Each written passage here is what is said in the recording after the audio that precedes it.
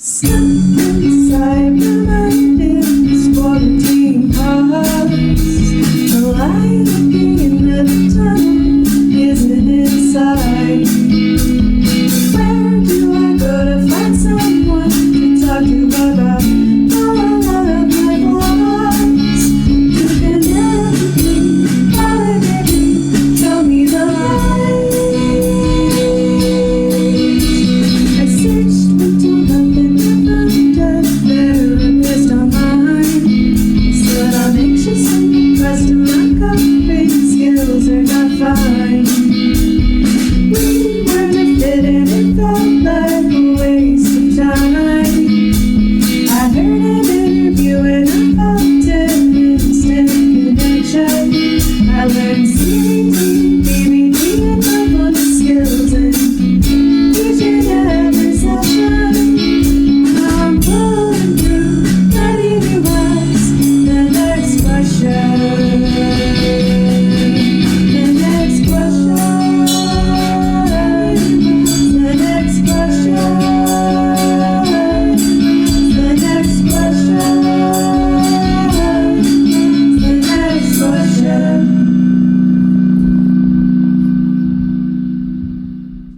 If you enjoyed this episode, please consider making a donation to the podcast via Venmo to the username @NQCATX.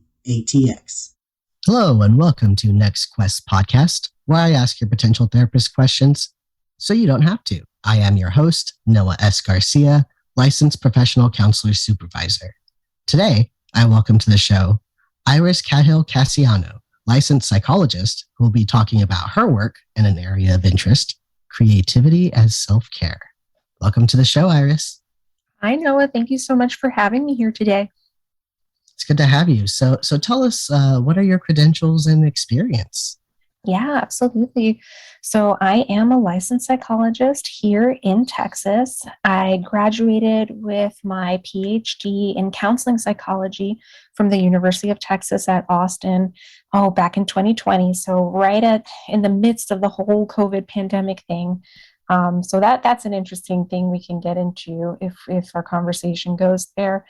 But I've been in full-time practice since then. I did my internship at a university counseling center, completed my postdoc hours, and as of this year, starting in October, launched my private practice, and I'm really excited to share this with the world. I think, just the nature of where we're at in society right now and all of the different issues that are impacting our communities, we need mental health support, and there's no stigma around that. It's just we need to be here for each other. And I really see that as an important part of my work. So, I was thinking about this the other day because it hadn't occurred to me. There are people right now who are doing their internships and practicums or have done their internships and practicums like primarily telehealth, which is interesting to me.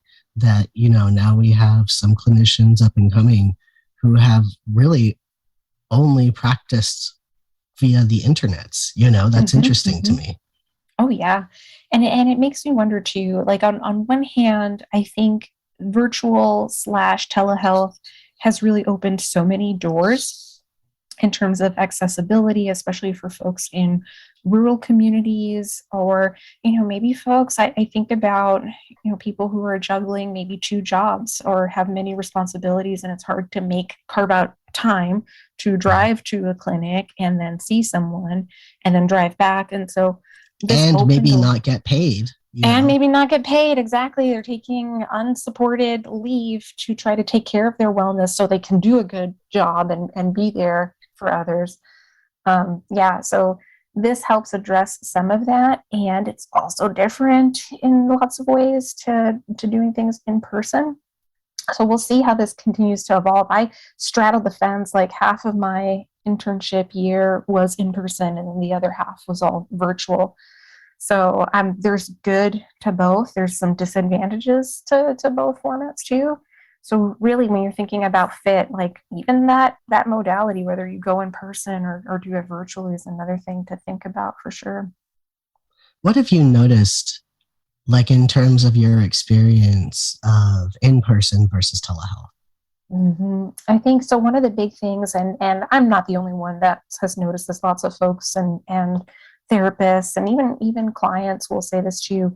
When you're in person, you're sharing a physical space, and that often feels really different. Like you're with another human being, and it feels more like you're with another human being.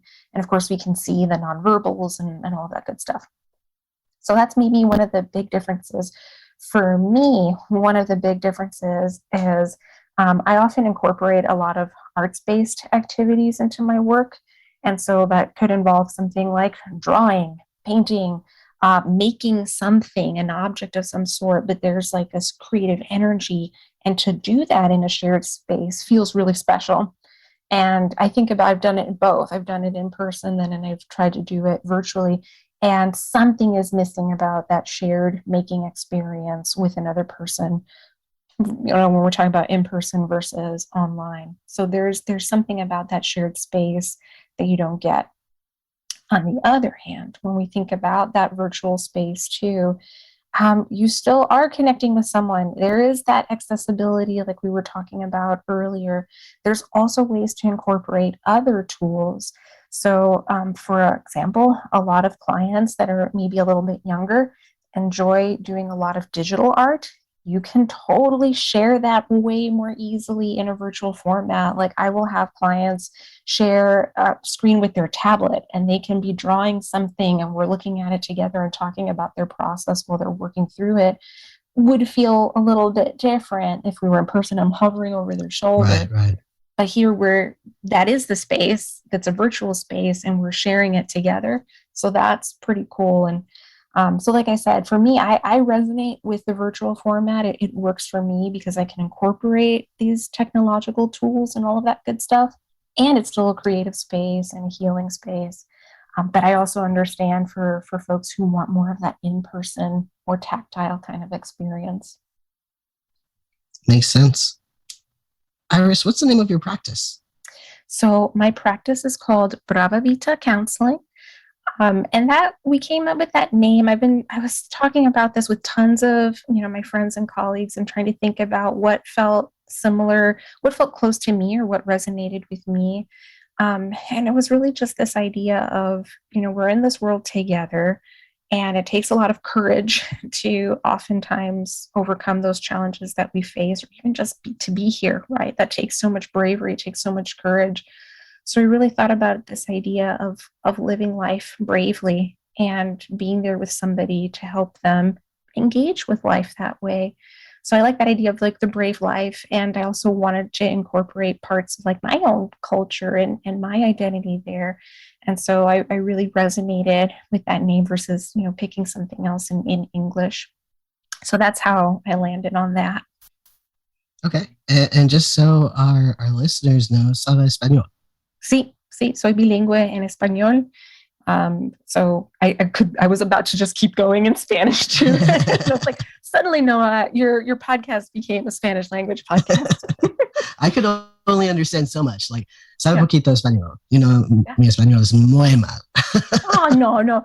Pero you understand it, right? And like when we'll probably talk more about this later too, but thinking about connection with others and within our community, sometimes it's just understanding the nature of a language, being able to draw in some of those words.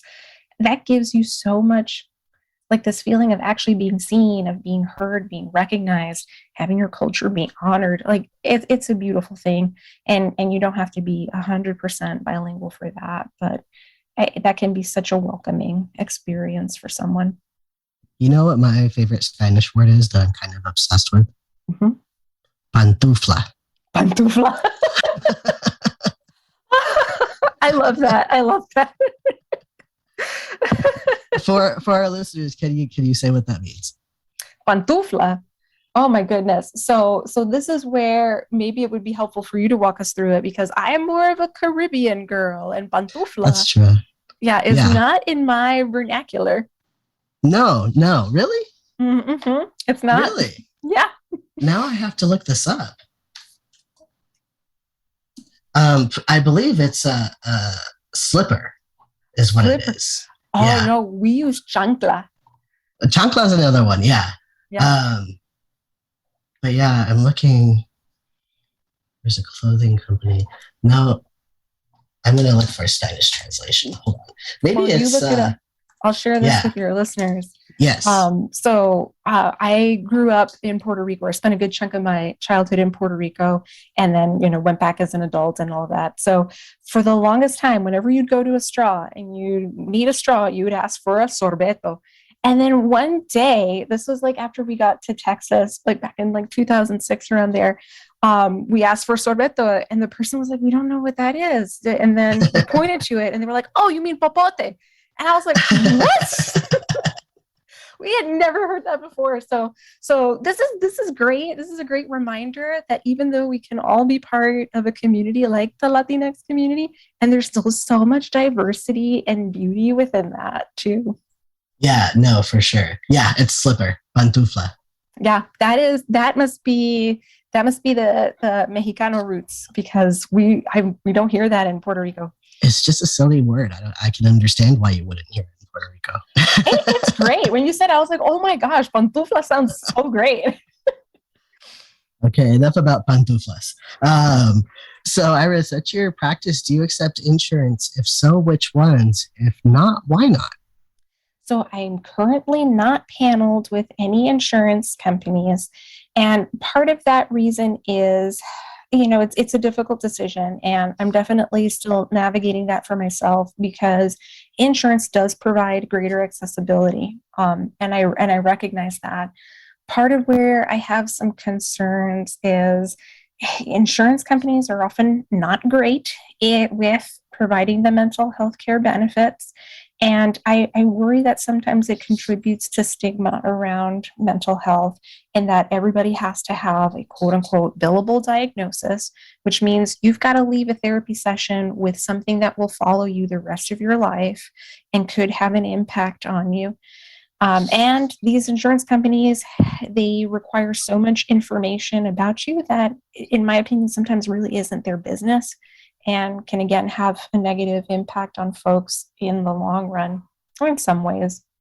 And I know, like I said, I feel some conflict around that, because insurance does help with the accessibility piece. So some of the things that I do to kind of help offset that is I also do contract work with Doctor on Demand, and they are credentialed with or paneled with lots of different insurance companies. So that's often a good avenue for folks who maybe, I can't work with them directly because I'm not paneled with the insurance. They can still work with me through Doctor on Demand. And that they use their full insurance benefits, and they handle all of that stuff. So it ends up being kind of convenient for the client as well, because they don't have to worry about billing issues and things like that. So that's kind of how I'm navigating that right now. Like I said, since I'm relatively new in the realm of private practice, I don't know that that'll be my model longer term, because there is that social justice piece of like, well, insurance does help people get access to their care. So yeah, still thinking through that in a lot of ways. Yeah, no, I mean, I totally agree with you. Insurance it's a constant internal struggle as a therapist, I think. Because you're right, it certainly does increase accessibility, but there's all these other things that come along with it that ultimately, like, I accepted insurance for a few years and it ran me down. I had to work twice as many hours to make, just as much money as my peers, or just even to, make a decent living. And then you have also, I mean, one thing that I came across recently, I'm not sure if you know this or not, but I work with the trans and gender diverse community. Yes. And I'm working with a client who was originally like asking to use their insurance. And I'm glad I didn't just blindly accept their insurance, because this person is seeking therapy, family would not agree with therapy, is still on parents' insurance. Yes.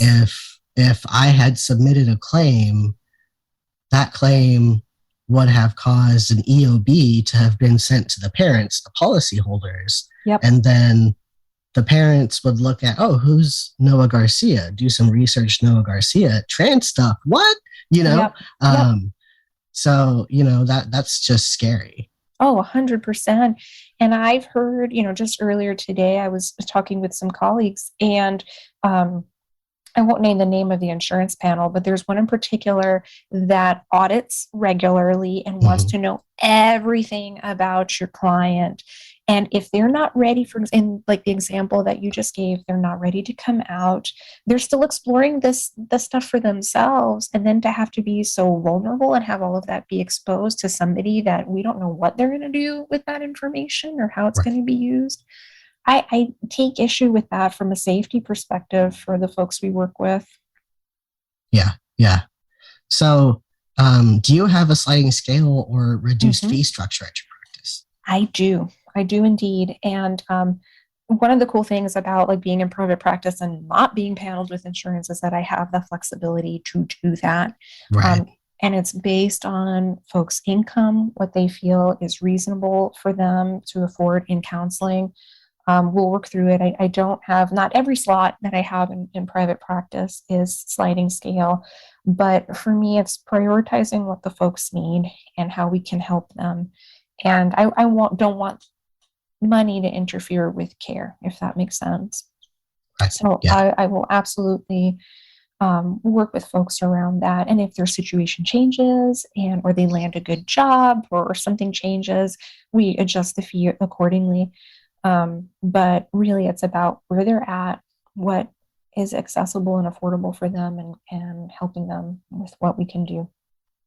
Okay. So is it more of a traditional sliding scale where you have like poverty guidelines, or is it more like reduced fee, like what somebody is able to afford at that moment for a certain period of time? Or Yeah, it's more than reduced fee.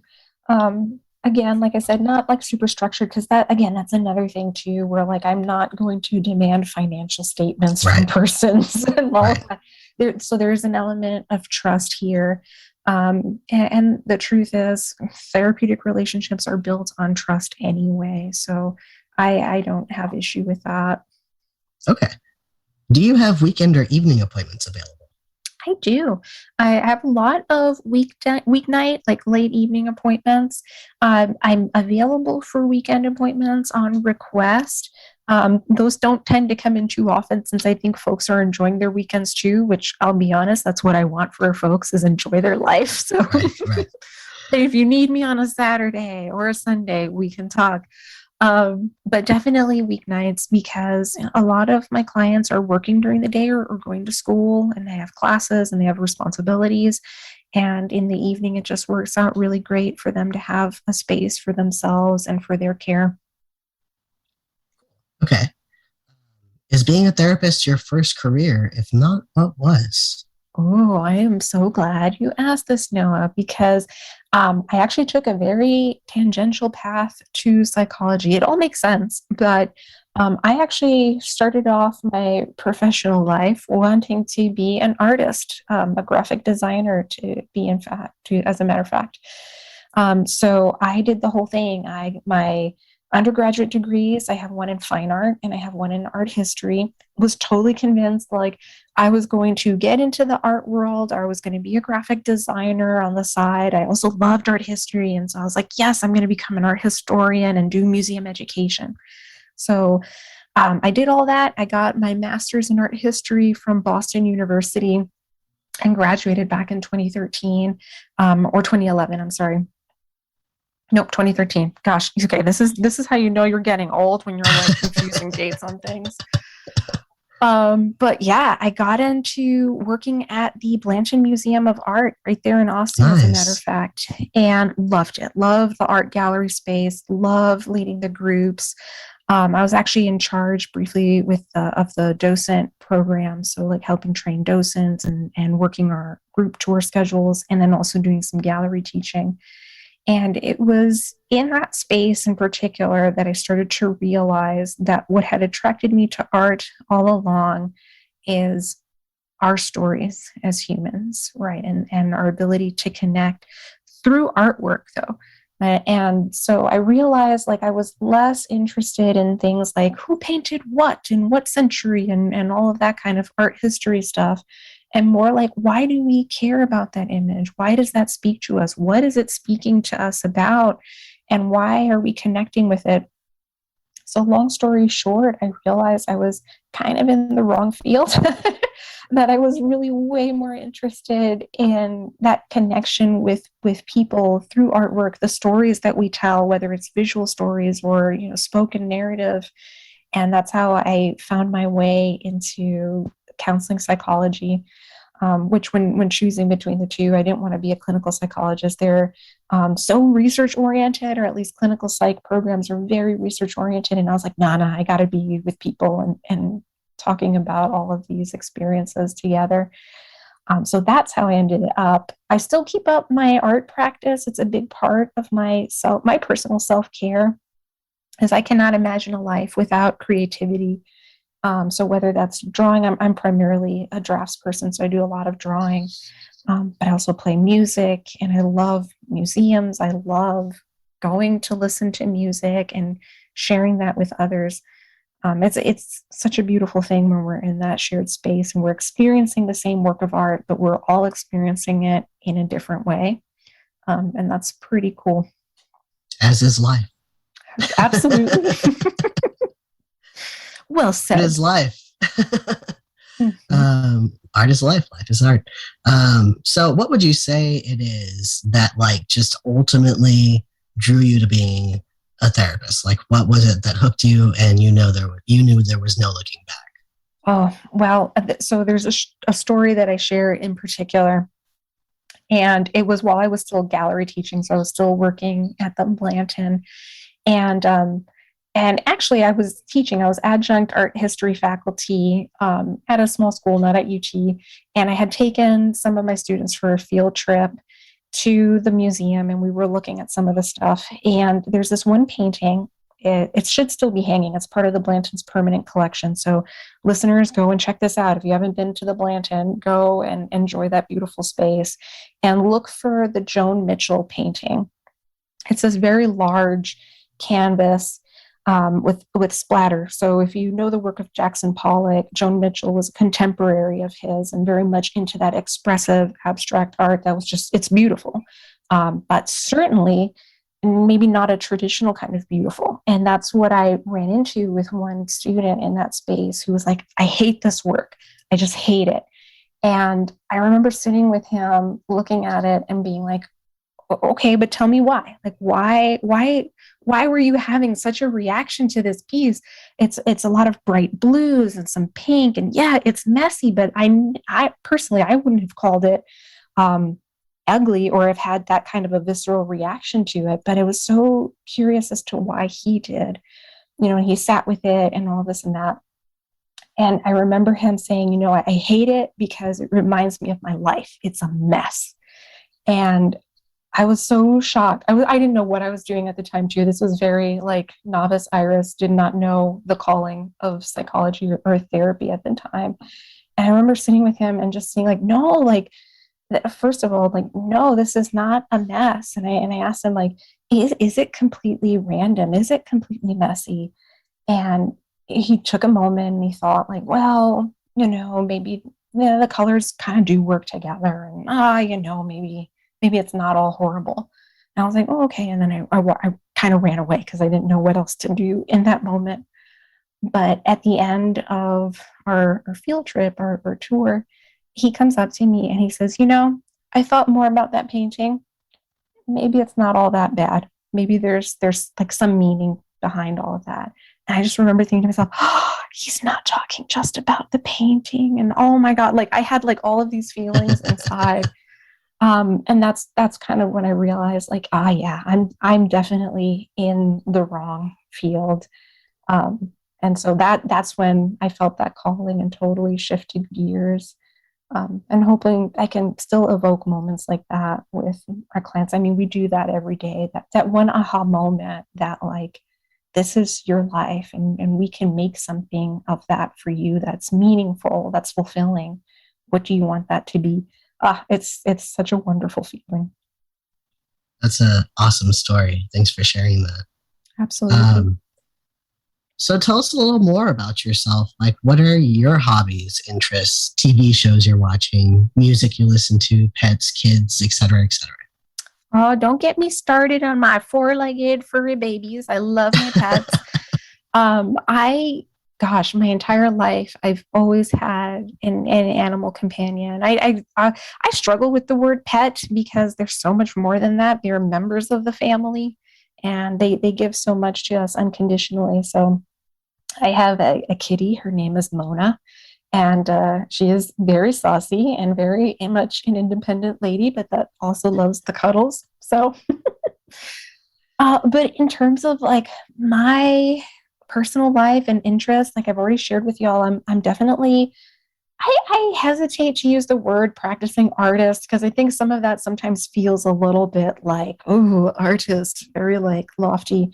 But I am a practicing creative. Like I love doing something different and bringing characters to life, whether I'm sketching or doing a portrait, and or just enjoying something silly like getting an origami kit at Michael's and then making a beautiful paper crane that's just beautiful because it exists and we brought it together and made it happen. So I love doing that. I love my creative practice and my music. I'm also really connected to the outdoors in a lot of ways. I love nature and the fact that, you know, if we can take some space out there and kind of enjoy what our earth has to offer, I think more of us would take better care of it in a lot of ways. So I always try to give myself that space. And let me tell you, at the end of a really long work week where, you know, and I love my work, so this is not a knock on the work at all, but we feel tired and we need some space to kind of get refreshed and restore our energies. And that happens outside. Like you go for a walk, you get some fresh air, you feel some sunshine, or, you know, even more special, you go out on one of those really misty Texas mornings where like the fog kind of covers everything in front of you and it's such an ethereal space. You do that and that just, well, for me at least, it fills up the gas tank in a way that not much else can. So always encourage folks, including, you know, family members too, as they get out, enjoy this world while we have it and while it's beautiful and around us. That's why I'm moving to the beach. Makes total sense. Noah, you know what? Can you just like leave a little room in your car? I'm just going to grab a suitcase and join you. You'll have to fight the dog for the front seat.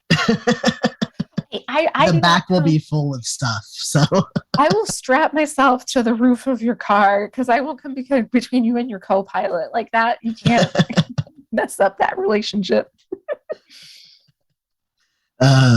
Was there anything else you wanted to add to that? And also, like, I'm curious, you know, being creative, I think the issue that I sometimes run up against in terms of like is making space and having space and time to really do that, allow oneself to fully engage and have the time to be able to fully engage, you know? Yeah, 100%. So how do you structure that with your time?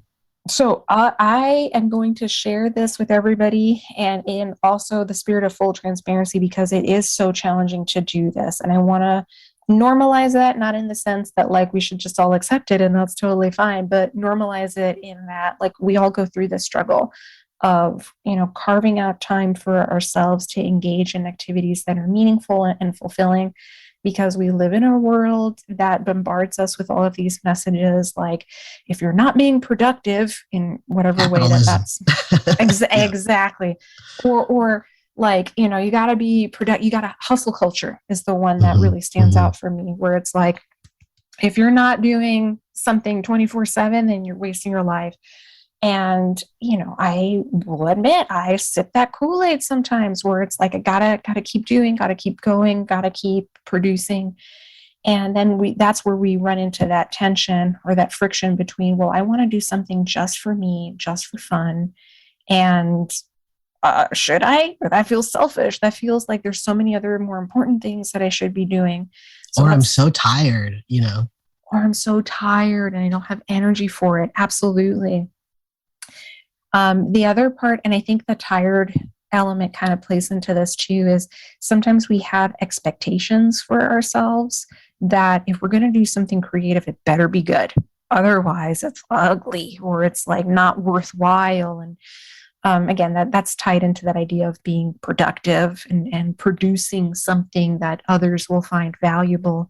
But the truth is, if we recognize that it's not about producing a product, it's about taking the time to just enjoy something. As cheesy as it sounds, it's not about the product, it's about process. But that's true because, that act of taking some time to make something out of nothing is in and of itself meaningful, regardless of whether somebody puts some aesthetic judgment on it and says that it has value for XYZ reason. The fact that you made this, you did something, made something out of nothing, that's incredibly special. But it's incredibly hard to let go of that expectation that this better be good. If I'm going to take time out for it, it better be like Picasso himself made it. Otherwise, so I hear that struggle, and I like I've shared with y'all, like that I sometimes fall for that pitfall or make that mistake. And the truth is, we have to remember when we do this stuff, when we're making, when we're creating, it's about taking that moment to enjoy, but it's also satisfying this inner need that I think all human beings have, that we want to share a story of some kind, whatever that story looks like. And visual art is very much about expressing parts of ourselves and creating something visual, and it's always going to have a fragment of ourself in it, regardless of whether we're doing a paint by number kit that we got at a craft store or we're making something original. There's always a piece of you attached to that, and we just have to allow ourselves to connect with that desire and give that desire a voice. Which kind of brings us to one of the first questions regarding your topic, creativity as self-care. Why does creativity matter so much to us as human beings, and why is it important to our self-care? Yeah, I think it does tie into that innate need to express ourselves. And there's lots of research out there, and a lot of researchers who really dive into different aspects of creativity and why it speaks to us. I'm not going to get into a lot of that jargon here, but it really is essentially, it's something about expressing ourselves and wanting that piece of ourselves to be seen, to be experienced. And creativity allows for others to experience that, right? Otherwise, we just contain everything inside of ourselves and no one's ever going to be able to relate to that or see that part of us. So whether we're talking, this is why when we think about like in counseling or in therapy, talk therapy is absolutely wonderful. But you're using a voice, you're still doing the same thing. You're still sharing a part of yourself. You're still sharing the story, this aspect of your personal narrative. Whether you do that through the spoken word or through art, it's that same essence. And so that's why I think creativity is so important. And creativity also is about expanding our ability to see potential and to see different ways, different perspectives, different ways of approaching a quote unquote problem. It really is just about enhancing our ability to see things from different angles. And creativity itself looks so different. I think I don't want folks to make the assumption that to be creative means you're a visual artist exclusively or a musician exclusively. The truth is, any activity where, once again, you are generating something out of nothing is creativity, right? So your creativity practice could look very different. It still reflects who you are. It still reflects part of your story. And that still, we have that yearning inside us to make that be known. And so that's why creativity is so important. And the truth is, I'm curious to know if you've ever experienced this too, in parts of your life where other responsibilities and obligations get in the way of you being able to engage that creative part of yourself. Something is missing. There's something about your day-to-day and the fulfillment that you get from your day that's just not there.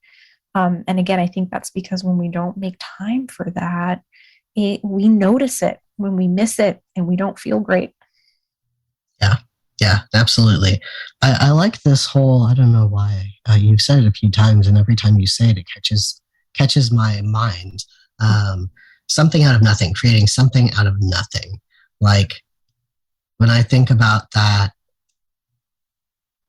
I love creating, but not necessarily in your traditional creative ways. I'm not an artist. I'm not a graphic artist. I don't, I'm not talented in that way, but I do love to create something out of nothing. So, what types of things would be considered creative self-care or creativity as self-care, I suppose? Absolutely. So, what I try to encourage folks to think about is creativity. Again, that idea of you want to generate something like we've said before, you're generating something out of nothing, but it also speaks to some aspect of who you are. And that can look like so many different things. For example, somebody who might not even realize this goes into their closet and decides they're going to rearrange it in a certain way and is very intentional about like how they organize their clothes, the way that the colors of their clothing kind of lines up if they decide to sort it a certain way, or what they choose to hang up or fold.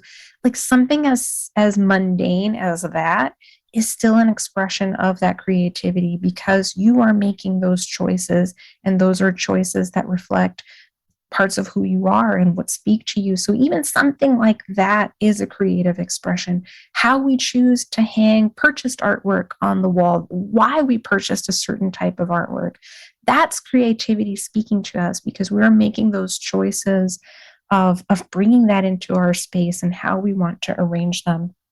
So all of that good stuff can count. Other ways that I think about creativity for self-care with lots of folks, even folks who might be, I think about this a lot with clients I have that might be a little bit more STEM oriented, and they're like, Mm-hmm. I'm not artistic at all.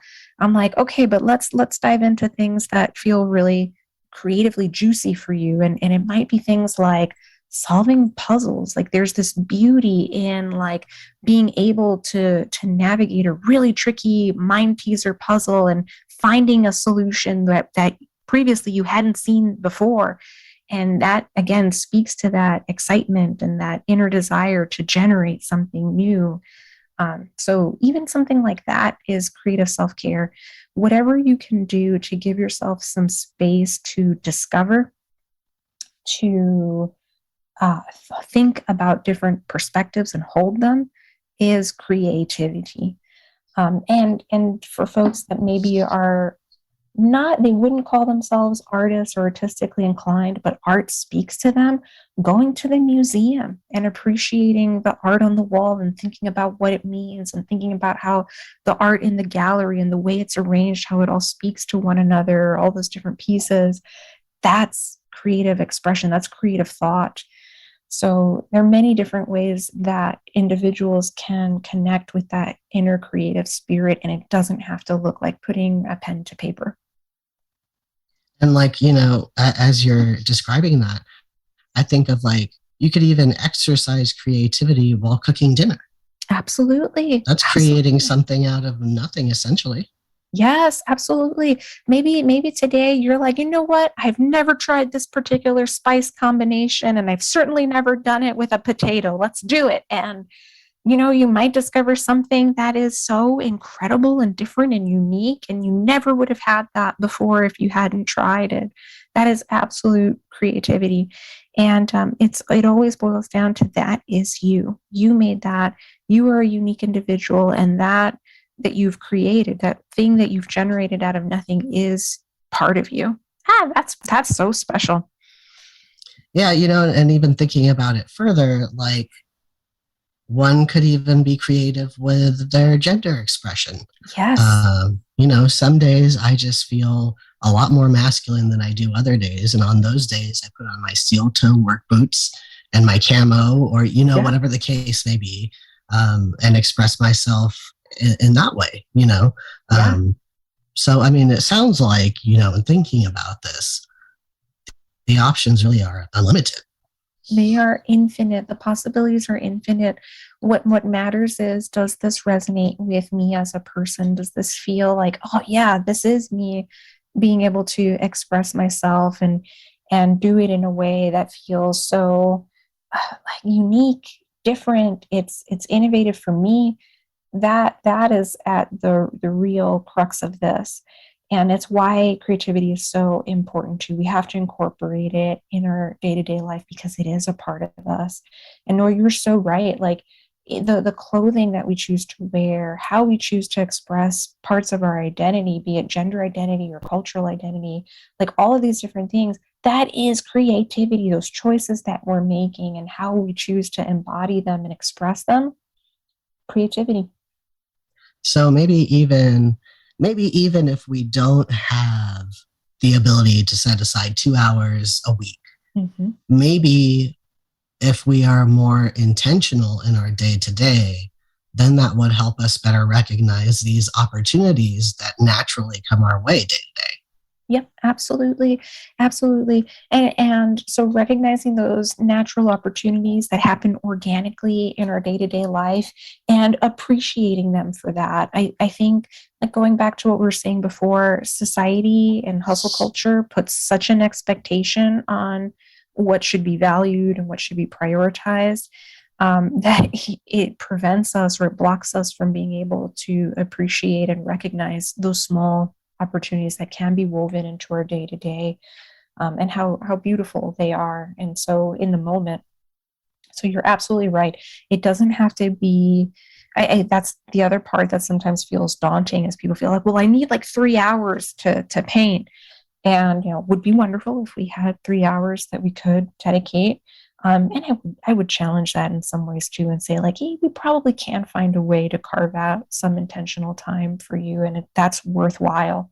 Um, but you don't need to set aside this big block for it to be a meaningful act of creativity. We can find meaning in those days to day things. This is something my sister introduced me to.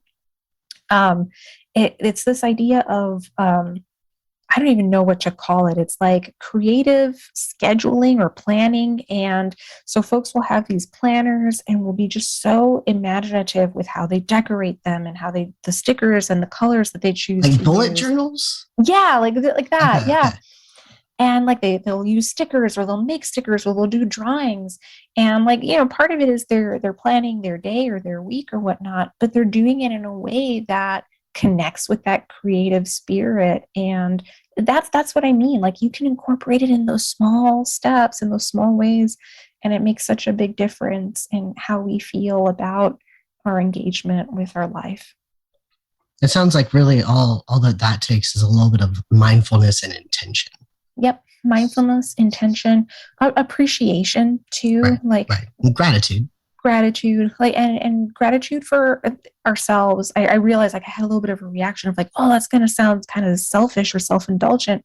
But no, I think having gratitude for ourselves, and the fact that we take time to take care of ourselves, because that's what enables us to do anything in this world. And whether we're doing things in service of others or working or whatnot, we have to take care of ourselves, and it's okay to appreciate ourselves for doing that. And creativity is part of that. Like, appreciate, like, oh my gosh, I can do this. I want to do this. I'm choosing to make something and share it with others. Like, that's something that we should absolutely value and appreciate. Yeah. So a lot of people are reluctant to start new creative ventures because of the associated thinking that a lot of people have around the idea of trying new things, right? Mm-hmm. And a lot of people also struggle with kind of like this fear of failure or perfectionism, for example, which can get in the way of that. So what are some examples of the types of thinking that can stop someone from engaging in creative activities? And how do we go about challenging that thinking? Mm-hmm. Oh, some of the classic ones. This, whatever I'm going to do is not going to be good enough. It's going to fail. No one else is going to like it. Or feels really silly. Those are some of the classic, most unhelpful thoughts that I'll hear from folks. Or I can't stop working on something until it is perfect. And then that just sucks all of the joy and all of the spontaneity out of the process. So the way that we challenge that is by really starting to recognize, where does that expectation come from, right? And then why do we care? Which Right. is Yeah. right. Like, and that sounds so simple. And I also will acknowledge it's the hardest thing to do, because of course we want to be validated and we want to be affirmed. And if we're saying before that whatever we generate from this process of creativity, that's a part of ourselves, right? That's so vulnerable to put that out there, because if somebody doesn't like it, they're essentially saying, I don't like something about you, and that hurts. Like, I get that. Right. Yeah. And what we have to remember is the purpose behind this. Like, if I'm going to sit down and do a drawing, and maybe an art historian or an art critic out there is going to say that is the ugliest, worst drawing in the history of ever. That doesn't matter, because for me, it was about, I made the time to do this.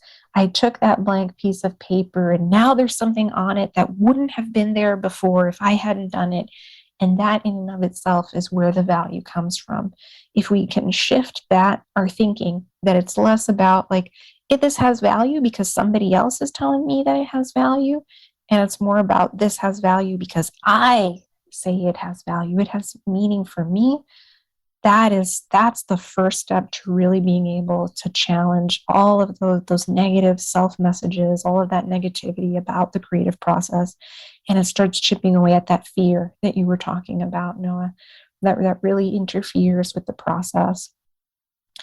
And I'll acknowledge, like, the fear is legit. One of the scariest things to see, whether you're a writer, whether you identify as an artist, whether you're anyone, is the blank page or a blank canvas.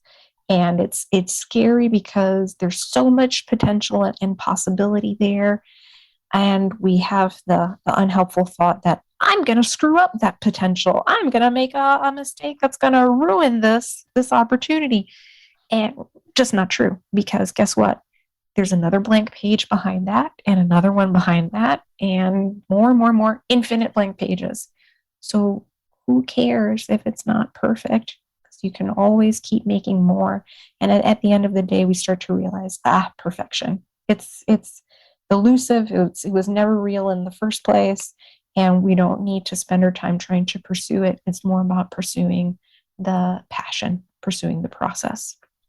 Yeah. And really here, like, somebody starting something new in terms of maybe a creative self-care, like routine or something, really, in my work as a therapist, I have narrowed it down to 4 fears that I see most commonly within my clients. And those are fear of failure, fear of change, fear of the unknown, and fear of rejection.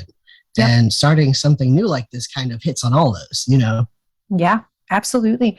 It hits on all of those in a really intimate way, because again, if the creativity is about giving voice to a part of ourselves, then again, we're the ones that are directly in the hot plate in terms of all of those dimensions that you just mentioned. So it makes sense. And it makes sense to feel that way. And it also makes sense to challenge that, because it is part of who you are, and that deserves a voice. In spite of all of those fears and worries, you deserve to have that voice. That voice deserves to be expressed. And so trying to overcome that fear, and we can go into the whole CBT thing of it's a cognitive distortion. We convince ourselves that those fears are true, and they're really genuinely not. Right. And, self-care is and has been a big topic in the media as of recently. And a lot of people roll their eyes at the idea of self-care. What unhelpful beliefs have you found that people have about the idea of self-care that stops them from fully engaging with that? And what would you say to those beliefs? Absolutely. I think there's a few that stand out for me. Number one, that comes up a lot, is that self-care is selfish. That somehow if you take out time for yourself, there's better things you could be doing for other people. And so you're a bad person for doing that. And I challenge that right off the bat. I mean, one of the common metaphors that I think a lot of folks will use is that idea of, if you're on a plane, they always tell you, and if the masks come down for oxygen, make sure you put it on yourself first before you help the person next to you. Same concept with self-care. If you're not doing what you need to do to recharge your batteries, restore your spirit, restore your energy, all of those other things that you think were more important that you needed to do or prioritize, you're not going to be able to get there. You're just not going to have more to give. Another good saying is you can't pour out of an empty cup, because if you don't take time to refill it, it's a dry cup, right? Right. So I try to challenge folks with that and self-care in and of itself too. I think some people, the other unhelpful belief is they think self-care is self-indulgence. Like, it's about going and getting your nails done or getting a massage. And while self-care can include those things, remember that at the core, self-care is about giving yourself a chance to recharge your batteries, right? In whatever way that looks like for you, maybe it includes those things, but usually it's not a self-indulgent thing. It's your body physically needs things like rest, quality, healthful, nutritious food, time for creativity and intellectual stimulation. Like, you need all of those things in order to function as a human being. And that's not self-indulgent. That's survival, and then hopefully thrival or thriving. Yeah, right. Yeah. Now, because of the pandemic, self-care has become increasingly important for everyone. Why is this? Oh, it's been such a stressful year in so many ways. We've had health concerns. We've had so much stuff happening socially too, and in terms of what our society and culture is reckoning with right now. Self-care is so important because that impacts us deeply, physically as well as psychologically. And if we're not taking the time to nourish our mind, nourish our heart, nourish our body, we're gonna run out of gas. Our bandwidth is gonna be stretched so thin, we're not going to be able to engage with life in ways that are meaningful and fulfilling. And so, especially now, I think a lot of misconceptions might be that, we were all staying at home. We shouldn't feel so tired. It's like, y'all, we were staying at home and living with a chronic stressor of not knowing if our family or ourselves, our health was going to be impacted, if loved ones, so many of us lost people too during this pandemic. So we're dealing with that grief and loss. We're dealing with the grief and loss around jobs, our economy, the social unrest that was happening too, and confronting things like systemic racism and the fact that, there's so much injustice in this world. That's heavy stuff. And, maybe we were sitting at home, but sitting with that heavy stuff is still a weight on our shoulders that wears on us. So we absolutely have to take care of that. And then just from the physical side too, going back to this idea about the outdoors being important and that idea of movement, sitting at home wasn't great in and of itself. Like, we are social creatures that are meant to be out and about and engaging with each other and engaging with nature. And for the most part, for safety reasons, I get it, we were still deprived of that for 18 plus months. And that is so difficult for us as human beings because of how we are. Yeah. How do we make time for self-care when we are in a constant hustle and bustle of a schedule? For people who have kids, picking kids up, dropping them off, taking them here, taking them there. I mean, even being a single person, like trying to, manage to fit in a walk with my dog every day is even a challenge. So how do we do that? And also, more curiously, how is this related to like systemic capitalism? So the general answer, I think, that fits across all of this is we really have to start looking at our personal values. Like, what are the things we are prioritizing in our life? What are the things that matter most to us and that have true meaning, right? Like in the deep existential sense. Like, what is it that really inspires us and motivates us and moves us? When we're talking about things like, oppressive capitalism or, hustle culture, all what the value there is, can you produce more, give all you got until you run out, and then on to the next person. That's super problematic because what value is enmeshed in that actually has meaning for us? What actually is fulfilling personally about that?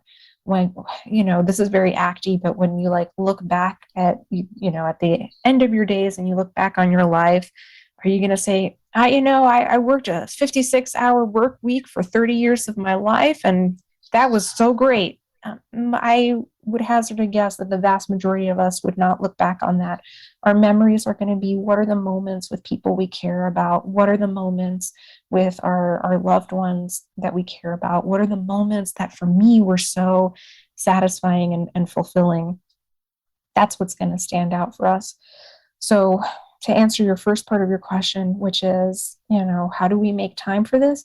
Is we have to start to recognize and give ourselves permission to prioritize the things that matter most. And that's hard because our society is telling us what should matter more to you is that you do an 80-hour work week and that you like never stop producing. No, that is not true. That maybe benefits someone, but it doesn't benefit us personally. But we have to give ourselves permission to recognize, what? These are the things that bring me true joy in my life. These are the moments when I feel most fulfilled. And it's okay for me to prioritize that. Certainly, we have to take care of, our personal responsibilities and obligations and all of that. And I'm sure there's more wiggle room than we realize in terms of being able to say no to things that really don't matter for us in the grand scheme of things. So I thinking about the example you gave me, like with, having to pick up kids and stuff, I would imagine for those folks, maybe your kids are a number one priority, a core value in your life, but you also want to make time for self-care. Mesh the two together. Maybe it's going out as a family and taking a walk in a park together, and then now you're enjoying nature and you're doing it with your family. You've brought those two important values together. And that's how we can start to make time. The other answer is kind of what I already said. It's okay to say no to things. I think as a society, we have a really hard time saying, you know what, this is my limit. I have, put in my 8 hours and I'm done. And that's okay. We need to start being a little bit more assertive with ourselves and giving permission to say, I am allowed, I have the right, I have the need to make time for myself, and go for it. Now, self-care, I think, has a lot of different definitions. And after talking today, I hope our listeners can kind of understand that it's a lot more than bubble baths and fuzzy slippers. So when I think about self-care, I think, to me, self-care should not be something that we resort to when we're tired and need a break, but rather, to me, self-care is making the choice to build a life that you don't regularly need a reprieve from. Yeah. And so some things that I would argue are self-care is saying no, is setting boundaries and having hard conversations, making a spreadsheet of your debts. Like making yourself, like holding yourself accountable to stay in a routine, looking at your successes and failures and like re-strategizing and, attempting again, whatever the case may be. So I think self-care is a lot. It's just, to me, it encompasses a lot more than what we hear about in the general media. What are your thoughts on that? Absolutely. No, I'm over here. I'm like nodding and snapping and doing all of the stuff because you are speaking my language. And it's so weird to me that I'm not quite sure when this shift happened in society, but that we had to come up with a label and call it a certain thing like self-care, because somewhere along the way that just got put on the back seat. This idea of like, even giving yourself space and time to sit down and enjoy a meal. Like even that is compromised in today's society where like, oh, only got like 20 minutes, gotta wolf it down and go on to the next thing. And the truth is like, no, that self-care might be giving yourself that hour to savor your meal, however simple it might be. It might be a, I don't know, like a peanut butter and jelly sandwich at lunch, but like you take it outside of your office, you're enjoying the day and you're savoring the food and you're savoring the moment. I mean, each moment, like even this moment that we're in right now, there's only one of them. It's never going to happen again. Enjoy or so it. we think. So that's true. That's true. That's very true. I'm just being silly, right? But we really don't know, and that's the matter of the fact. Yeah. So that's true. And in that sense, then if we really don't know, then why not savor it? Why not enjoy it and treat it like it is potentially the one shot, and give yourself that opportunity to enjoy it and to give yourself permission to put boundaries so you can enjoy it. So you're absolutely right. Self-care is really about making sure it's certainly about protecting time and protecting yourself, but I see it in a lot of ways. Like I love how you framed it. It's about structuring your day and your life so that way you're not just like trying to burn to the next vacation and then you're like, oh, okay, now I'm ready. I'm going to go back in and then go on to the next one. Instead, we really want to be able to enjoy every moment of our life and not need that huge reprieve. That's what self-care is. Yeah, totally. So what are some places in Austin, San Antonio, and elsewhere in Texas where people might intentionally seek out some creative self-care? I will say in Austin, the first place that comes to my mind is go to that Blanton Museum of Art. It's one of the finest art museums that we've got in the city. And it's a beautiful intentional space. Like they have really tried to create an environment that encourages and invites reflection, introspection. Obviously they do lots of activities and stuff there that might tap into that more tactile sense of creativity, like art making and things like that. But even just going in that space and taking that moment for yourself to soak in the artwork and to make those connections, like we were saying earlier, is in and of itself an act of creative expression. And the Blanton is a beautiful space to do it in. The Umlauf Sculpture Garden in Austin is another hidden gem that I think folks forget about, but you head out there and it's this very verdant, lush space. It's not very big, but there's beautiful like sculptures and you can kind of lose yourself in that space. And so if you really want to think about that as a combination of, doing something artsy and creative, but also communing with nature, that's a beautiful spot for it too. In San Antonio, I think about the Japanese tea gardens. That's a wonderful spot. That's a good one. Mm-hmm. It is so pretty. And right now, the weather is getting a little bit cooler. So this is the perfect time to go. It's in that area for folks who might not be too familiar. It's like near 281, Highway 281. And I think it's the St. Mary's University is nearby and the zoo and all of that. So a really nice part of the city. Beautiful gardens where you can just lose yourself in that space.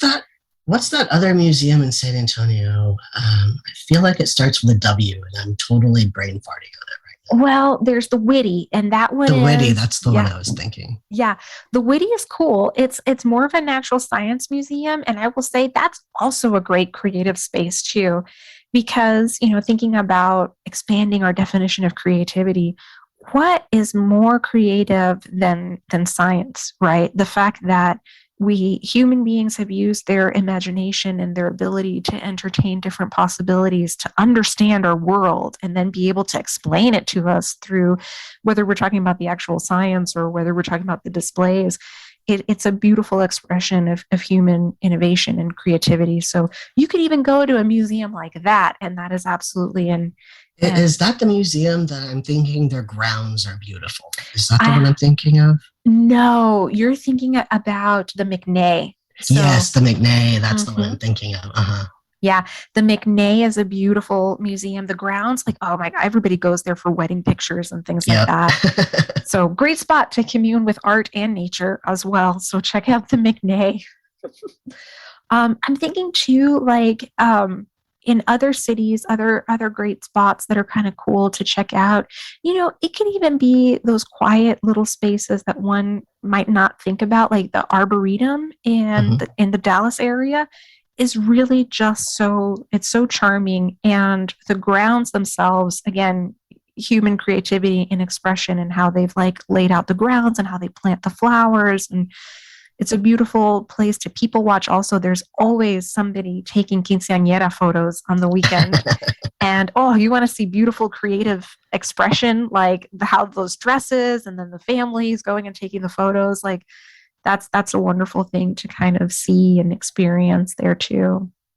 So lots of great spots, and it might even just be your neighborhood park. If you have a spot that you haven't visited in a while, go in and check it out. Look for the colors and the foliage. Look for the flowers that might still be in bloom, and notice it now, and then go back out in a few weeks when Texas winter starts to hit. And then what do you notice that's different? Like that's such a great creative activity as well. And who knows what's going to happen with that this year. But the other two I wanted to mention were the Museum of Modern Art in Houston is one of my favorites. I love the Rothko Chapel that's right by there. Yes. Oh, no, I'm so glad you said that. I love that space. They've renovated it. I haven't been since they've renovated. Oh, really? I didn't know that. Yeah, I heard this secondhand, so I can't confirm the story. But they renovated the Rothko, so I'm not sure what it looks like now. I don't know how I feel about that. I have mixed vibes also. I'll pop back in a few weeks as a guest spot and let you know once I go check it out. But such a great space to go and sit and meditate and be in the moment. So highly recommend that for your listeners. And I think even like camping to me, I think camping can be a very creative, or backpacking, or whatever it is that you do in the outdoors. I think that can also be very creative, because I think about like even building a fire. Like, have you ever built a fire? Like the creativity and like knowledge that you have to put into building a proper fire, to me, there's something just simply rewarding about that. You're creating something out of nothing, right? Yeah, absolutely. And that taps into some stuff that's maybe a little bit more primal too. Like, it goes back to, millions of years ago as humans are evolving, and that sense of being able to, create fire at that time was the ultimate creative expression that had a huge impact on how human history unfolded. And camping brings us back to that. Like it's a pretty great experience, and definitely creative. And when you're out there in the wilderness, you've got to be creative to figure out how to navigate all of that. MacGyver. Exactly. Oh my gosh, MacGyver. So like, we talked a little bit earlier about, incorporating like kids into some sort of creative self-care, and taking that a little bit further. How can folks engage in some creative self-care from home and or with friends or family? Absolutely. You can start small. It doesn't have to be big things. For folks that are still being cautious and justifiably so with the Delta variant and all of that, it could be having Zoom get-togethers and taking a moment to maybe do. I'm definitely thinking a little bit more visual arts, but like you can follow along with different kind of creative paintings on YouTube, and you can try to create it on your own and then share with your friends or family over Zoom. Like, this is what we made. So that's kind of a simple, fun activity. And I've tried that, and it's pretty great. That sounds like fun. Oh, it's super fun, and it's low key and low pressure. And, Right. Just acknowledge like this is about, creating together, and who knows what's going to come from it, and have fun with it. Incorporating small things in your day to day, like kids are so great about being creative and spontaneous. Like I feel like I don't have to give too much advice or recommendations to folks who have access to kids, because their imagination is going to go. And if you just open yourself up to that experience, they will take you to all sorts of imaginative, creative spaces. But for adults, we can be intentional if we feel comfortable about having folks come over and say you want to do a dinner party. Oh my gosh, make it a potluck and somebody brings something special that they've made. You put a little bit of a rule on it. Nothing pre-made from HEB. Just you have to make something. And it can be something small. It doesn't have to be like a major thing. Like maybe you made a tuna salad, but you made it. And that's what matters. And now you're bringing something that you've made and you're sharing it with others and you're enjoying it together. Oh, that's one of the best things in life, in my opinion. Another thing that came to mind as we were talking about this, I remember from my art history class, and I'm sure you're familiar with this, the whole game that artists used to play, like at their parties, the exquisite corpse, right? Oh, yes. Like where somebody starts out drawing something and then the paper is passed to the next person and they draw it, and like people continue the drawing until it's done. You pass it around. I think that's a really fun activity and also like creative. Oh, yeah. Oh, yeah. And I will share. I'm so glad you brought that up, Noah, because I was thinking this actually happened in art school. Was the first time that I got exposed to this idea of like you start a drawing and then you pass it on to the next person and they'll add something to it. And that's so anxiety provoking when you let it go. You're like, oh my gosh, what are they going to do? Or what are they going to think about what I've done? And like, and that can be so stressful. And then you realize, no, it's actually really fun. And it's amazing to see what people come up with. And especially if you do it with a group of folks that you trust and that you care about, you see some really cool things emerge from that shared art making experience. Yeah. And that really challenges those ideas, that anxiety about like, oh no, this isn't going to be good enough. And you do that a few times and like, nope, I don't have that anxiety anymore. This is actually pretty cool. Yeah. And I think that's like, I just think that helps. Like, I just think we feel so connected when we create together, Yeah. Well, is there anything else that you want to say on creativity as self-care before we go into the next segment? No, not really. Maybe just again another reminder, like this matters in our lives, and thinking about stuff that we prioritize in our day to day. How much of those things that we're prioritizing are things that we actually really deeply care about, and how many of those might be things we could let go of at least a little bit to make some space for things like creativity that actually really are more meaningful and engaging. So strongly encourage folks to make some time for that, because it's not selfish, it's not self-indulgent, it's nourishing, it's restorative. Awesome. Okay, well, shifting gears to you as a therapist, what modalities do you draw upon? I mean, it sounds like art therapy for sure, but tell us a little more.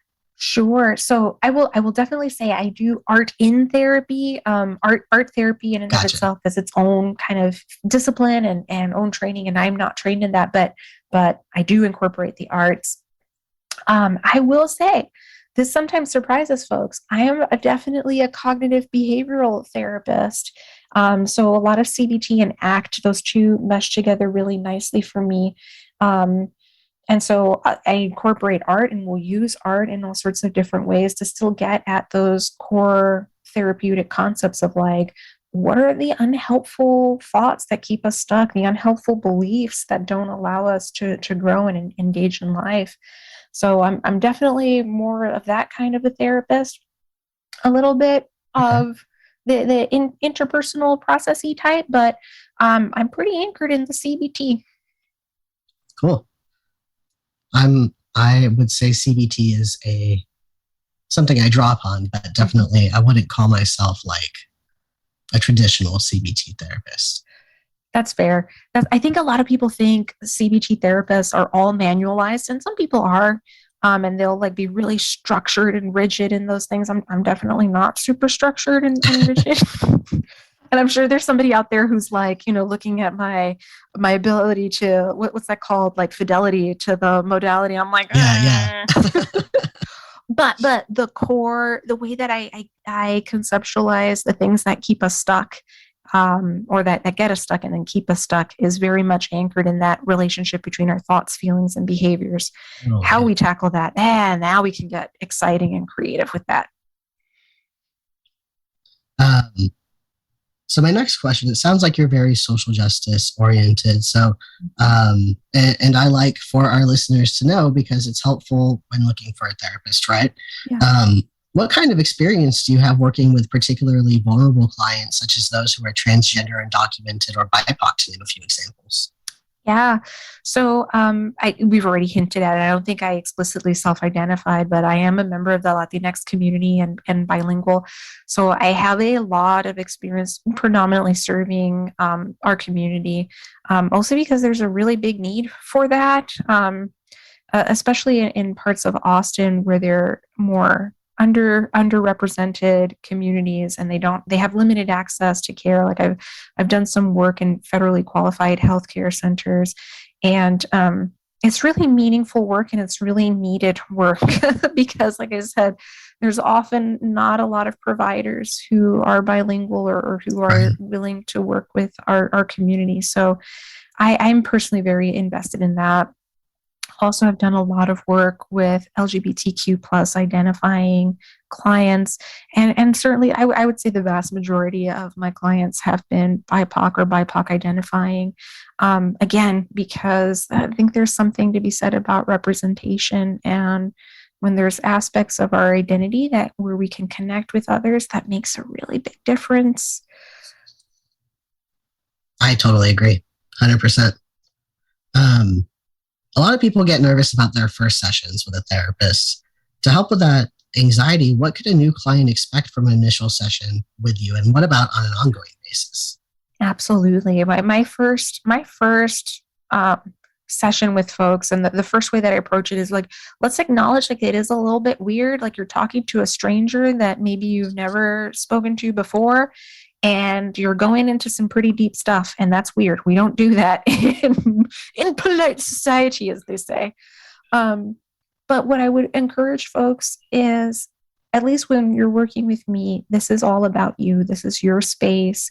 You're never pressured to share more than what you feel would be helpful for you at the time, or helpful for me to know in order to help you.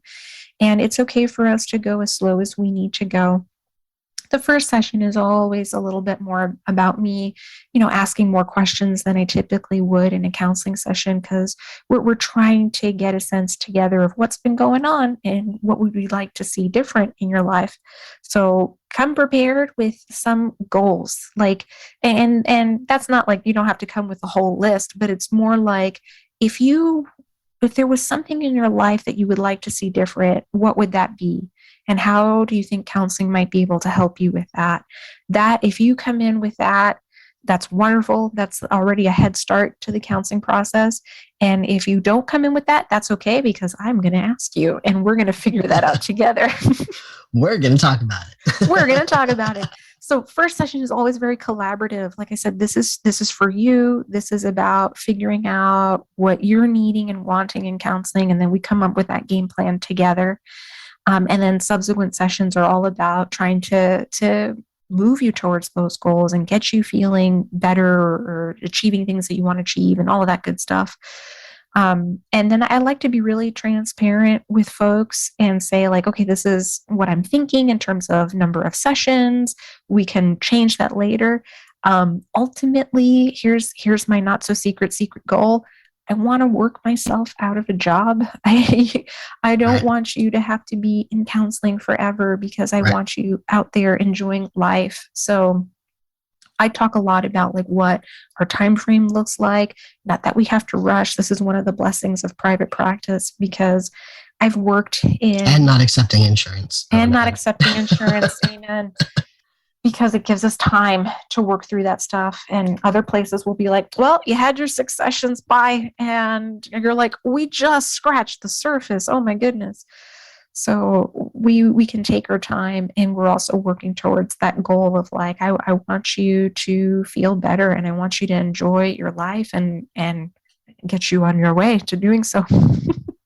Yep, yep. How would you say your clients describe or experience you?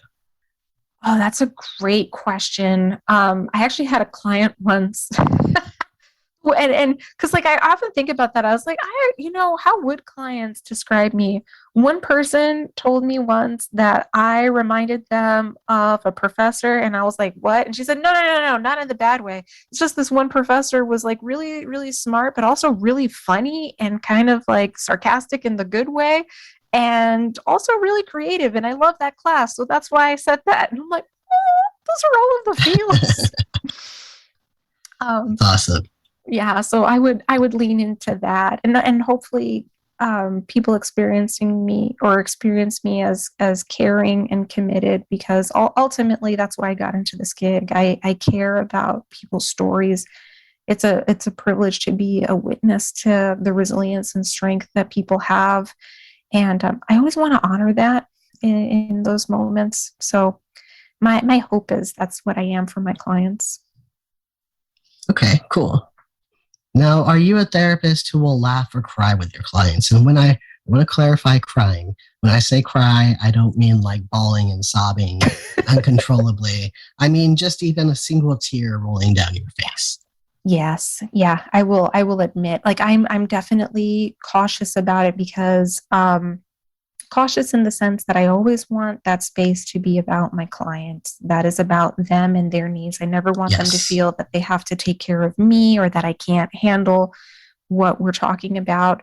That being said, I will laugh. I use sense of humor appropriately. And if clients are cool with that, if they're also a little bit more on the sense of humor side, and I will share in sadness, I will share in grief. I'm actually thinking about some situations in particular where like you have to sit with this with your clients, and how can we not feel that with them and be able to emote with them. So yes, the answer is a wholehearted, absolute yes, no. Cool. Okay. One of my favorite questions. How do you define holding space for someone? Hmm. I like that question because this is something that I learned early on in my graduate training. Is I am a talker, and I know this is also a cultural as well as a personal thing, where part of how I hold the space is by showing I'm engaged in it, by like dogging into it. So the way that I hold it now is I'm authentic to myself and who I am, but I'm also okay with that space just being what the client needs in that moment. And sometimes that means me just sitting with them in silence while they internally work through some stuff before they're ready to open up. And sometimes it means joining with them, and we dive into that conversation openly and deeply. But it's governed by what the client is needing. And so I guess the short answer to that is I hold the space for the client by allowing them to create the space that they're needing, and then being willing to engage in that. And so that sounds a little bit, deep, but really all it means is what you need, I'm there with you, and we'll be there together. Okay.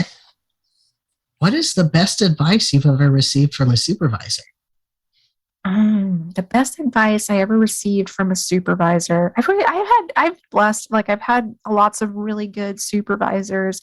I think the one that stays with me most is I had a supervisor that really encouraged me to start to appreciate that this is going to sound a little bit deep, but it's appreciate the fact that I'm there with a client, and really recognizing that there's value in that, and that there's value in the sense that me myself as a human being am wanting to be in a space with someone else and listen and attend because I genuinely care about that person.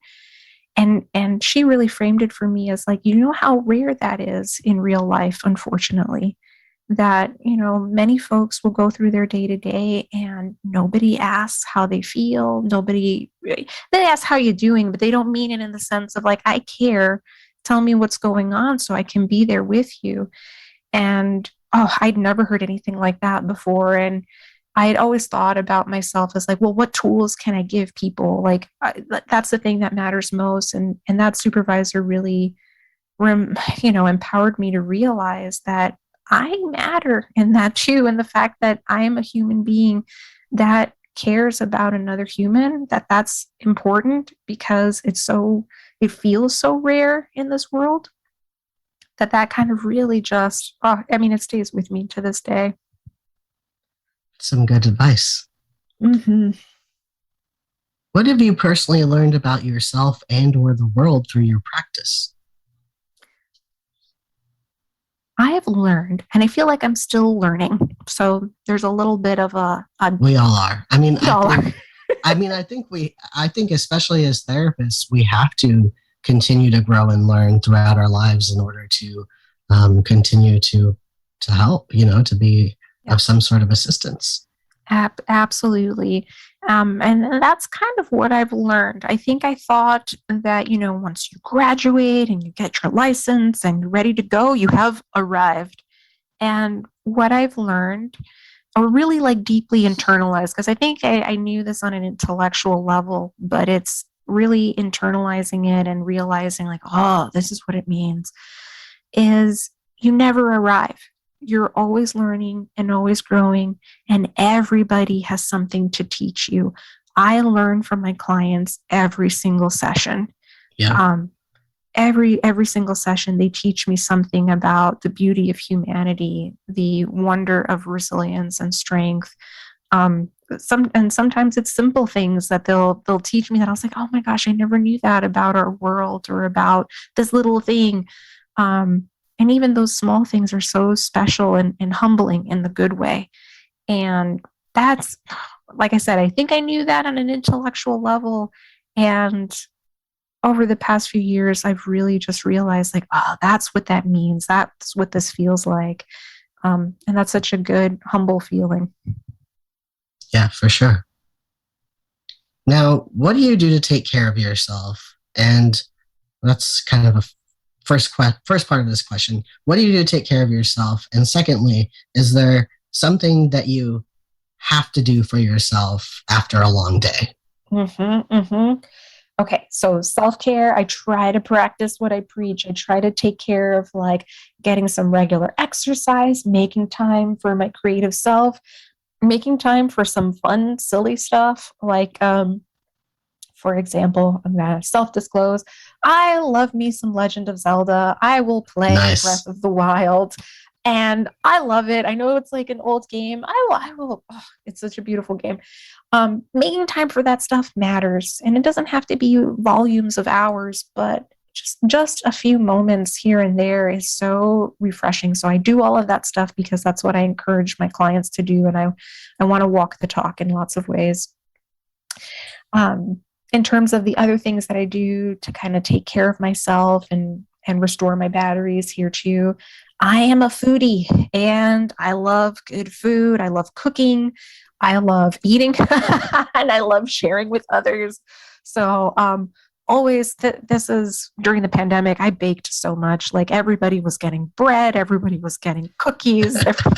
Everybody was getting all of the stuff because, again, like that's very creative too, but there's something about sharing food with others. Like it's so personal. It's so loving. Like you took time to make something for somebody or somebody took time to make something for you, that I absolutely love that. And food is so yummy. Oh my goodness. Especially when we talk about all the different Latino foods out there. I was like, I will eat all day. It's so good. Oh gosh. Don't even get me started. Empanadas. I made picadillo last night. I'm coming over. My favorite is I don't know if Puerto Ricans eat this too, but guayaba. Oh yeah, pata de guayaba with queso blanco, the white cheese. Yes. So good. I eat it with cream cheese. I don't know if you've tried that. Delicious. A lot of Cuban pastries are made with that. Oh my gosh, I've never tried it with cream cheese. I will totally do it because we So usually put it. Oh man. Okay. All right. Putting it you've on been my doing it to-do wrong. list. I'm kidding. Been doing it wrong. I always thought the queso blanco because you can get like, oh, there's that good one at HEB, like La Vaquita, I think it is. It's so Yeah, creamy yeah. and delicious. I love it. But now with cream cheese, you've opened a new world. Oh, you've got to, you, if you have never tried any Cuban pastries, oh, This is I'll be the why. Italian part of me and go, mwah. This is why we need a good Cuban bakery somewhere in No, Texas. There must be Houston one. has quite a few. Whenever I go to Houston, I have to stop and get some. But yeah, try it with cream cheese. When you do it, let me know what you Okay. think. Okay, I will do this. I will be like, here's my play-by-play, and here's what happened. I ate the whole bar of cream cheese and the whole can of the guayaba. I can say that has happened to me before, unfortunately. So, I'm sorry, were you finished answering the last question? Okay. How would you define happiness? Oh, that's a tough question because I'm going to answer it for me, and the asterisk there is like happiness is going to be different for everybody. I think, um, this is a very therapist-y answer, but the truth is, we feel most happy, I think, when we're connected to our values and living a life that really lines up with that. And so that can look really different for everybody. For me, I'm happiest. For me, happiness is so many special moments with, the loved ones that matter most to me. Like I think about like the time, like circling back to where we started, like the time that I've had with all of my fur babies throughout my life. Like our pets and or those are loved ones, they're family members. That means so much. I think about times with my family and even special moments with clients where like we're celebrating something together or we're in sadness together, but there's that connection and that sharing. And that's when I feel most happy and fulfilled. I think that's when my life is really aligned with the things that matter most to me and what brings me joy.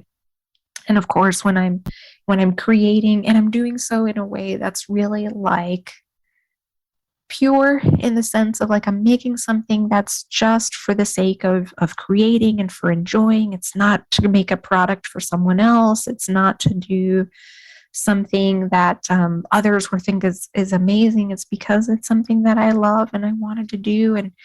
And that those moments are when you feel really, really happy and just really connected in lots of ways. So that's happiness for me. And I know that's going to look different for lots of folks. Well, I think it's a very existential question. Mm-hmm. Yeah, it is. It's existential, it's deep, and it's okay if it changes over time too. I think lots of people sacrifice a lot in the idea of this pursuit of happiness, right? They make a lot of sacrifices or they make choices that they think are going to lead to happiness or and what they've really done is conflate happiness with things like financial success and Right, meeting right. milestones and blah blah blah. And maybe for some folks, that is where they feel true happiness. I won't take that away from somebody if that's what matters most to them. But I think for a lot of us, we've confused the two. Mhm. And it's not a place that you get to and stay. Mm-hmm. Oh yeah. It's to me at least happiness is fleeting, and that's just the very nature of it, and that's why like I feel like we have to cherish those moments. Mm-hmm. Absolutely. Absolutely. And you can't, and this is so, I mean, we think about duality throughout nature and in life, and this is one of those cases where you really can't have happiness without suffering to some degree, right? I think we all need to know sadness in order to know happiness. And that's painful and difficult. I realize that, but I think it's true to some degree. Yeah, yeah. So a couple vulnerable questions. Mm-hmm. Um, First one is, what is the most embarrassing moment you've had as a clinician to date? This is a hard question because, I think about like, oh, what are like some of the silliest ones that I've had? And I kind of almost wish like I had some that were a little bit more juicy and more embarrassing. There's some classic ones like, I remember this one, like, and it's not even like that juicy, but like, I remember,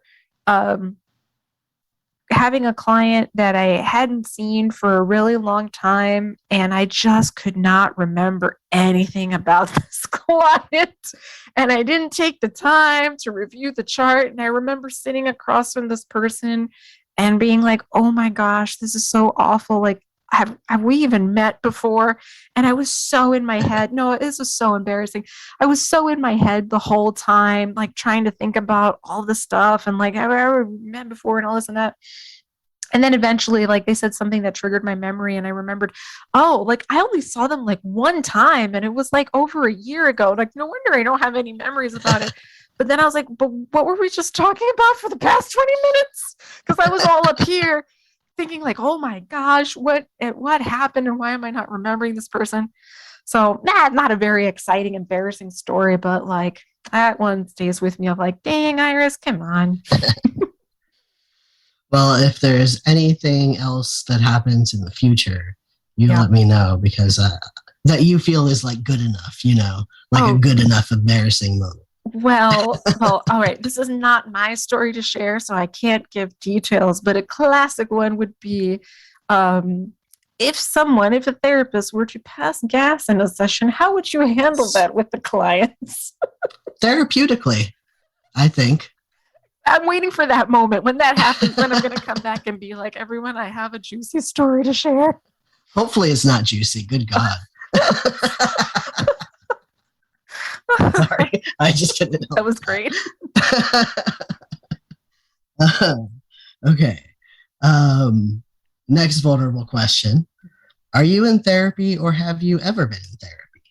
Yes, this question comes up a lot. And I will say, there's a couple of ways to answer this. And number one is I'm totally cognizant and aware of the fact that I think, especially like in the Latinx community, there's a little bit of stigma around mental health seeking. Absolutely. And I'll totally recognize and own that as part of my community, and recognize that has kind of impacted me in some ways. So professionally, no, I have not been in therapy. However, I have been in therapy in other ways. And so this is where I encourage folks to think a little bit more broadly about what therapy might look like for you. And that could be whether or not you're engaging in a self-care practice, or if you're, connecting with mentors and mentorship, and you're using, elders in your community for that guidance and the support, which, I have done. And that for me has been really healing, a little bit different from going out and seeking professional counseling in that regard. But that for me has been very therapeutic and very restorative for me. So I just encourage folks, like, even as a therapist, I always say, think about what's going to be most healing and helpful for you. And it's okay to make that choice and what's best for you. And I say this totally owning and recognizing a little bit is quite a vulnerable question. And there's a little bit of fear in answering and disclosing this, because I think sometimes there's some judgment, at least certainly in what I experienced like in my graduate training program, where if you're not actively in therapy, that's something somehow wrong. And so I'm kind of just sitting with that too. Well, I mean, I think that it is helpful in being a therapist to understand what that experience is like. Mm-hmm. But I think that experience can also be experienced in other contexts too. Like you were saying, like talking to, perhaps elders in your community, and, mm-hmm. I mean, shit, even like going to see like the curandero, Exactly. Like that can be a vulnerable experience similar to therapy as well, Yeah, absolutely. And I did have one one mentor in graduate school who was really a big advocate of people kind of redefining what we think of as therapy, or the way she would frame it is, I should say, I encourage you all to expand your mind around what you think is therapy or what you consider therapy. And that always stayed with me, because I think ultimately therapy and this work that we do is you are connecting with another human being. You're trying to figure stuff out. You're trying to find a way to navigate life in a way that's most meaningful for you, and you're addressing maybe things like anxiety and depression along the way. But it's in that process of you're talking it through with someone. And I'm like, oh, we can do that in so many different ways. We can do that processing in so many different ways. So sure, yeah. Mm-hmm. I mean, I think really primarily what therapy is, and the reason why I think being in therapy is important for therapists, is to understand what that experience is like, to understand like even just the bases of power dynamics within those relationships. But like I said, those same like dynamics can be experienced in other contexts. I mean, also depending on like your culture, for example. Mm-hmm.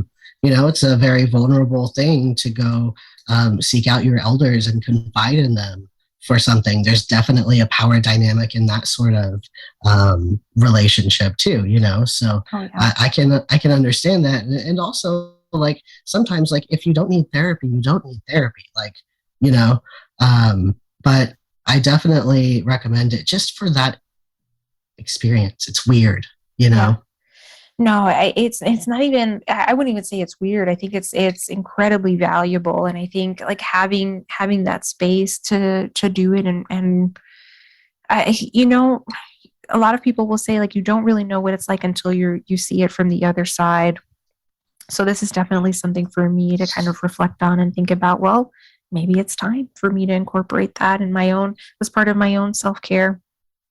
Yeah. And when I said weird, what I mean is like, to me, the whole idea, like when I really sit with it and think about it, and I think about my job, like mm-hmm. Our job is just so weird. It is. Like it the very basis of it is weird. Like people come, they talk to us, we help them work through their stuff.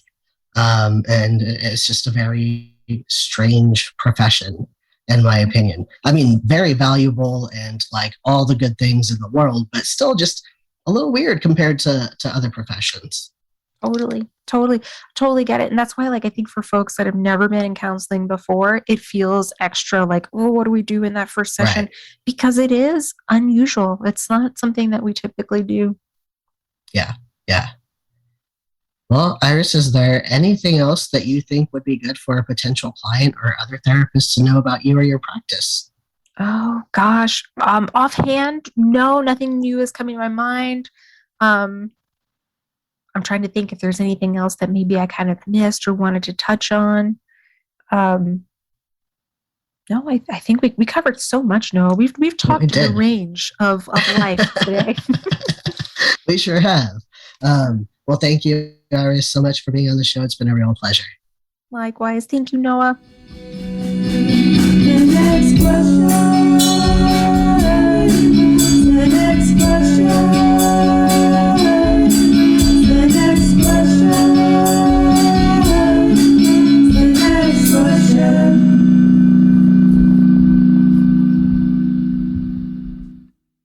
Thank you for listening to NextQuest Podcast. I learned something new today, and I hope you did too.